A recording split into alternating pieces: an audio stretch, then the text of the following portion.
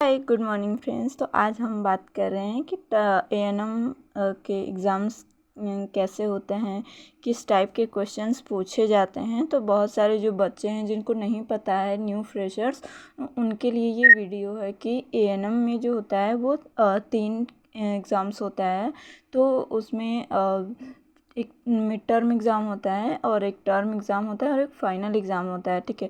और इसमें 2 एग्ज़ाम्स होते हैं, एक तो मिडवाइफरी का होता है और एक आपका हेल्थ सेंटर मैनेजमेंट का होता है। तो किस किस तरह के क्वेश्चंस आते हैं, तो ये सामने मेरा मिडवाइफरी का पेपर है और ये एक है हेल्थ सेंटर मैनेजमेंट का। तो मैं आपको बता देती हूँ कि किस किस टाइप के क्वेश्चंस आए हैं हमारे एग्ज़ाम टाइम्स में, ठीक है। तो आप एक बार देख लीजिए। तो फर्स्ट क्वेश्चंस में एमसीक्यू दिया है, तो उसमें से हमको ऑप्शनल मतलब मार्क करना है कि कौन सा राइट है। तो फैलोपियन ट्यूब्स की लंबाई कितनी होती है ये पूछा है। तो फर्स्ट ऑप्शन है 10 सेंटीमीटर और बी है 15 सेंटीमीटर और आपका सी है 20 सेंटीमीटर और डी है आपका 25 सेंटीमीटर। इसमें से आपको करेक्ट आंसर चुनना है, ठीक है। और फिर प्रेगनेंसी के टाइम यानी कि गर्भावस्था के दौरान गालों के आसपास की त्वचा का पिगमेंटेशन क्या कहलाता है। तो आपका ए ऑप्शन है लीनिया नाइग्रा और बी है आपका क्लोआज़्मा, या सी है स्ट्रेटिग्राम और डी है आपका चैडविक साइन। तो इसमें से आपको करेक्ट आंसर चुनना है, ठीक है।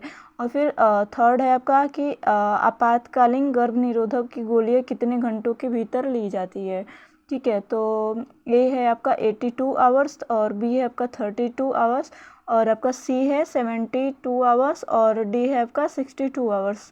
तो इसमें से आपको करेक्ट आंसर चुनना है। और फिर फोर्थ है आपका कि गर्भनाल यानी कि अम्लाइकल में कितनी आर्टरीज और कितनी वेन होती हैं। तो ए है आपका 1 आर्टरी और 1 वेन और बी है आपका 2 आर्टरी और 1 वेन और सी है आपका 2 आर्टरी और 2 वेन या डी है 1 आर्टरी या 2 वेन, ठीक है। इसमें से आपको करेक्ट आंसर चुनना है, ठीक है।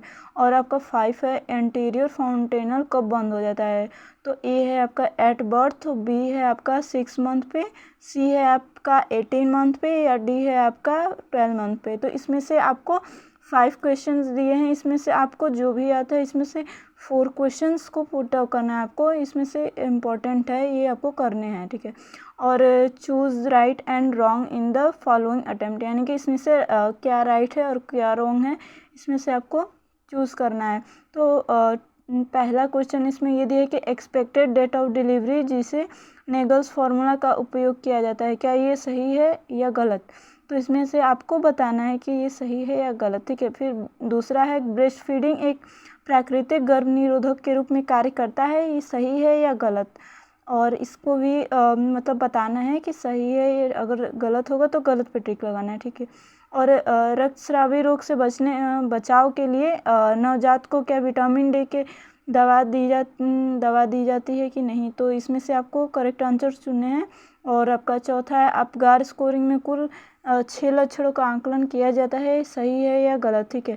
और फिर पार्टोग्राफ प्रसव के प्रारंभ होते ही बनाना चाहिए, ये आपको आंसर चुनना है कि सही है या गलत, ठीक है। अब थर्ड आपका क्वेश्चन पे आते हैं, हम फिल इन द ब्लैंक्स पे आते हैं। तो टर्म के समय जो प्लेसेंटा और फीटस के वजन का अनुपात इसमें आपको भरना है कितना होता है, ठीक है। और सेकंड है आपका कि मानव में गर्भावस्था की अवधि इसमें डॉट डॉट दिन का होता है, मतलब कितने दिन का होता है, ठीक है। इसको भरना है। और फिर असामान्य प्रसव को क्या कहते हैं, तो इसमें भी कहते हैं दिया है, तो इसके बीच के भाग को भरना है, ठीक है। और फिर 3.4 ये है कि शिशु का जन्म प्रसव की डॉट में होती है, तो मतलब कितने टाइम में होती है, इसको भरना है। और पांचवा है आपका प्रसव की तृतीय अवस्था को के नाम से जाना जाता है, तो किस नाम से जाना जाता है, इसको आपको भरना है। तो इसमें आपका 5 दिया है, तो इसमें से 4 करना होता है आपको। और चौथा short right short notes on the any 4 of the following. तो इसमें से आपको 5 में से 4 क्वेश्चंस करने हैं, तो जो भी आपको क्वेश्चंस आए उसको आप करिए। फीटल स्कल का सचित्र वर्णन कर सकते हैं, और लाइव प्रेजेंटेशन एंड पोजीशन का वर्णन कीजिए, इसमें दिया है। और फिर लोकिया दिया है, अगर आपको लोकिया आता है तो लोकिया भी कर सकते हैं। पार्टोग्राफ भी बहुत आसान होता है, और ऑप्थेल्मियन यूनिट्रम भी कर सकते हैं। जो आपको ईजी लगे वो आप इसमें से चुन के लिख सकते हैं, ठीक है। और फिर फिफ्थ आपका क्वेश्चन है राइट लॉन्ग और types and answer any four. इसमें से भी आपको 5 क्वेश्चन दिए हैं, तो इसमें से आपको 4 क्वेश्चंस करने हैं। तो पहला क्वेश्चन ये है कि प्रसव पूर्व देखभाल के उद्देश्य क्या हैं, और प्रसव पूर्व देखभाल के समय की जाने वाली एडवाइस का वर्णन कीजिए। तो ये बहुत ही आसान क्वेश्चन है, इसको भी हम कर सकते हैं। और दूसरा है यूटेराइन फाइब्रॉइड के कारण क्लिनिकल लक्षण और प्रबंधन के विस्तारपूर्ण समझाइए। तो इसको भी आप समझ कर मतलब पढ़े हैं तो अच्छे से कर पाएंगे। और प्लेसेंटा क्या होता है, प्लेसेंटा के विकास के कार्य को समझाइए। तो ये तो बहुत अच्छा क्वेश्चन दिया है। और फोर्थ क्वेश्चन है नॉर्मल लेबर को परिभाषित कीजिए और इस चरणों की व्याख्या करें, और नॉर्मल लेबर के जो शुरू होने के कारणों को समझाइए। तो ये भी बहुत अच्छा क्वेश्चन दिया है। और फिफ्थ है आपका कि गर्भधारण की प्रक्रिया को विस्तारपूर्ण समझाइए। तो ये भी बहुत अच्छा क्वेश्चन ही दिया है। तो ये था आपका मिडवाइफरी का क्वेश्चन था, जो पेपर मैंने बताया है। Please like share subscribe after watching my video. Thank you.